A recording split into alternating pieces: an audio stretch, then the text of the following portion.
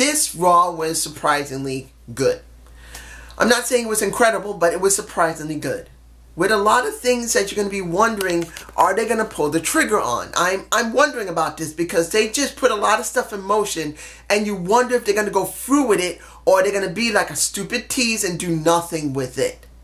And then you got the most stupidest thing that they could have done at the end of the show. Let's go with the obvious thing. Matt Hardy's hopefully, finally, broken gimmick being allowed to be used in the WWE.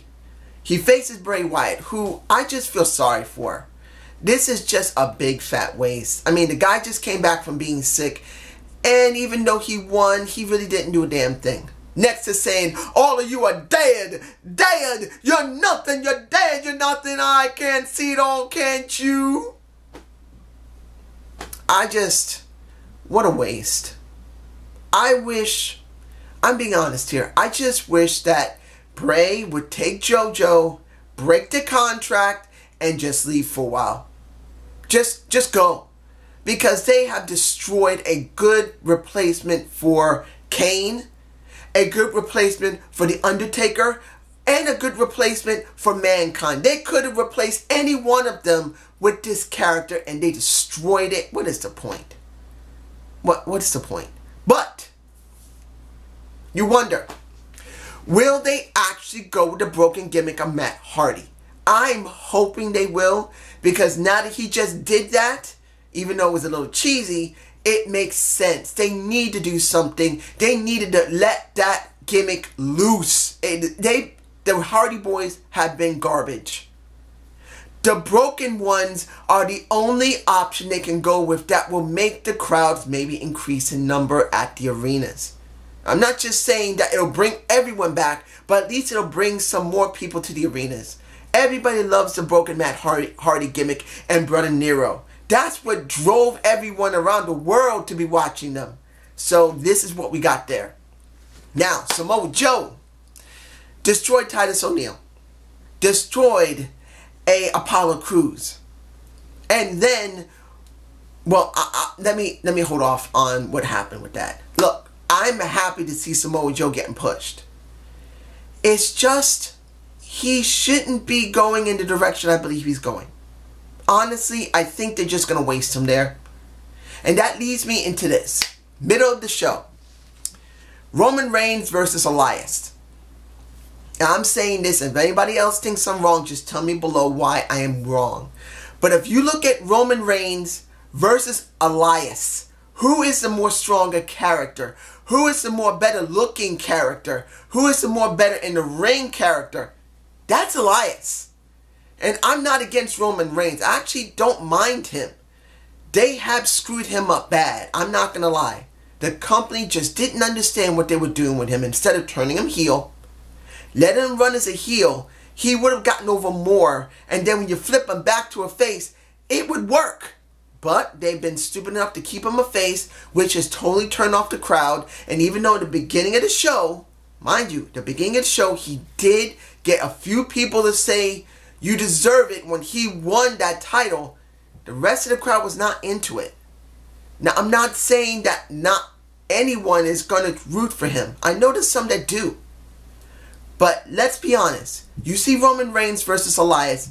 Roman Reigns shouldn't be holding the IC title. It should be Elias. Elias has a more interesting gimmick. He has a better looking physique. Yeah, his work in the ring isn't the greatest, but he's one hell of a good talker. He's over with the crowd. And what was that with the Mr. Raj doing fake what is it? Harmonicas. Or I think that's what they call harmonicas. Harmonicas, right there. What was that? I don't have a picture of it. I wish I could have caught it, but I couldn't. But let's be honest here. You look at Roman Reigns, he just doesn't seem like he needs to have that title. Particularly, he's a Grand Slam winner. You got to take a breath when you hear that. He is a Grand Slam winner. Since 2012, he's won the IC, US, WWE title. That is a bad thing for someone to have within 5 years. Now, I know a lot of people say, dude, that's great. No, it's not. It's because they rushed him. And it's sad to see that. But honestly, he shouldn't be holding the title. And then when you see that the Samoa Joe went after him, you just see a waste with Samoa Joe. And then they say this, tell me below, what is the reason that Samoa Joe's after Roman Reigns? What feud did they actually have?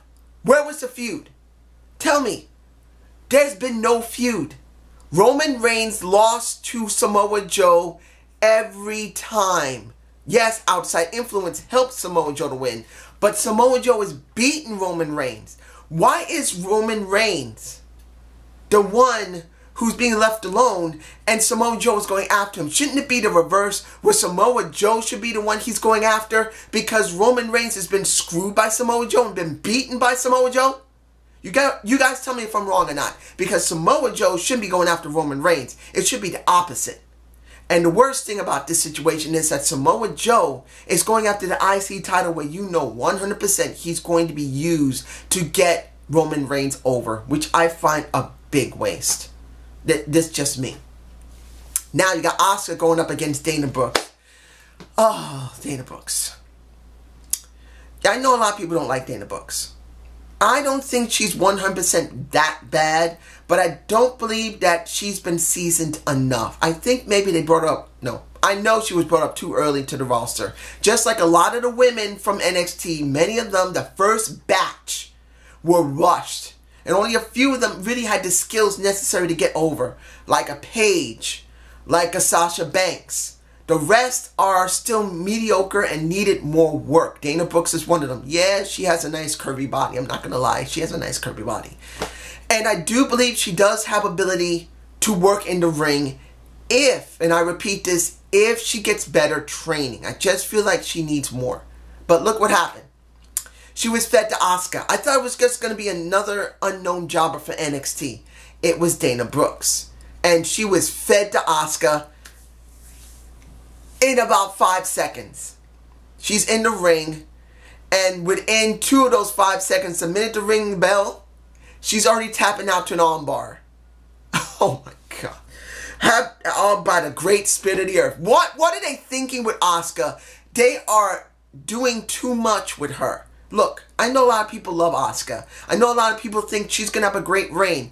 But if they make it too easy for her, repeating this, too easy for her, the people will be bored eventually on Raw. You know why? Because they're not going to write any storylines for her. She's going to beat everybody. Everyone's going to know it. And then Asuka's going to be boring.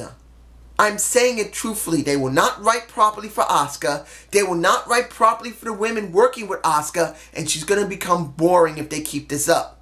But Absolution comes out with Paige, what is it, Rhodes, and the other lady. I keep forgetting her name.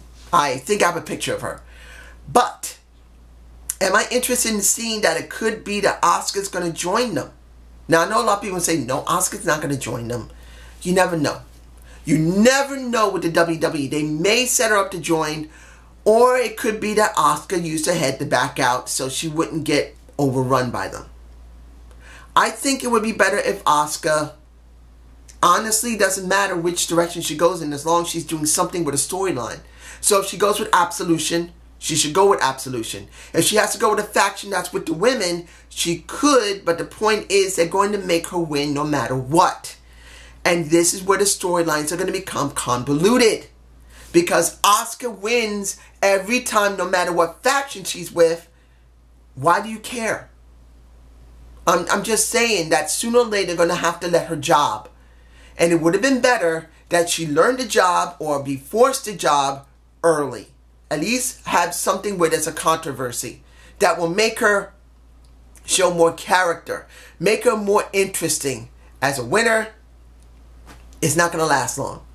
Now, you had, how can I explain this when it comes to the end of the show? I know there's a lot more in between. I'm not going to talk about it. You want someone else, I'm sorry. I'm not going to talk about it. I'm just going to talk about what happened at the end of the show. When it comes to Jason Jordan, you can see it's like they want to pull the trigger on doing something heelish, but they just seem like they don't want to do it.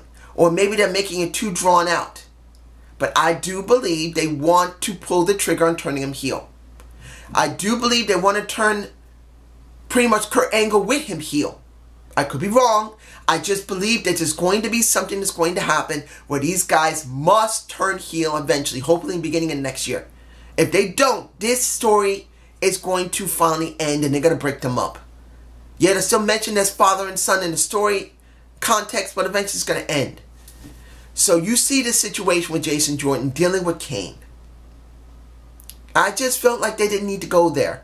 They could have done a more of an in-ring segment with him, particularly when he was talking. He didn't talk badly. And I do believe that it was more effective than him having this match. I really believe they need to do more backstage segments with him. I do believe they need to do more with Kurt Angle with him. I do believe turning him heel that way and then going into the ring will be better. Instead of what we saw here. And him losing. And then getting his ass destroyed. And then Finn Balor comes out. Another person who I don't understand. You guys tell me below. Tell me below. Look. You guys love Finn Balor. I've already said this. Finn Balor is going to have nothing after a certain amount of time because they have not written him properly. They did not sponsor him properly. And they rushed him. Now look what happened. Got Finn again facing Kane. And Finn getting his ass handed to him. Badly by Kane. He wasn't even a challenge. He wasn't. Everyone loves Kane and maybe Triple H loves Kane. But if Vince doesn't love Finn Balor and he loves Kane, they don't make a damn difference. So what happened? Finn gets his ass handed to him. And then this is my title. Why so soon? Why did you... This brought the entire show down. It was surprising most of the show that it was interesting. But this is what it brought it down for me. And completely made the crowd cut their screaming, yelling, and cheering by half. You could hear it. That they were like this when he came out. By the end of it, it was half. And I know a lot of people would say, well, they couldn't stand the brutality. Bull freaking shit. It sucked.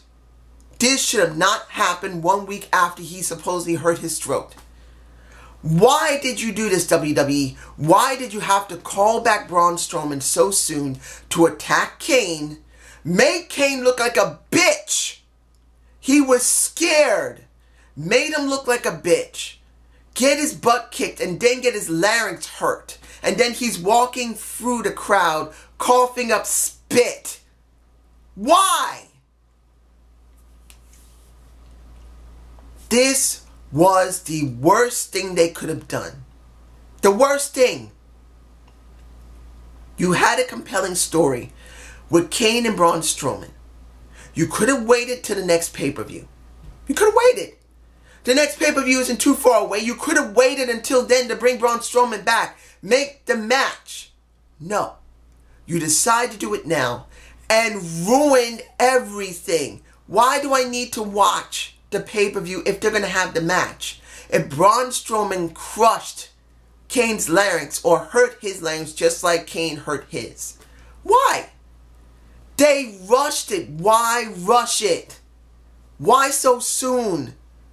I know they write week for week, but come on. This was stupid. You made Kane look like a bitch. Then you made Braun Strowman look bad because you rushed him coming back. And then you had Kane walk through the crowd coughing up spit, which I believe was the worst thing you could have done. Not in a pay-per-view. This wasn't a pay-per-view match. It was no match. It was a waste. Was my point of view? The show was surprising. It was okay. Until the end, which completely killed everything that happened before it. About to say after. Before it. I'm angry. And I don't know if anyone else is going to say this. They're going to say, dude, this was great. This is wonderful. How can it be wonderful giving away something like this so soon? Tell me below. Please explain it to me. Because I want to understand. I want to understand, so maybe I won't have this type of point of view. But as far as I can see, this was the stupidest thing they could have done. They could have saved this. But it's just my point of view. You guys tell me below. Have a good day. Have a good night. Peace!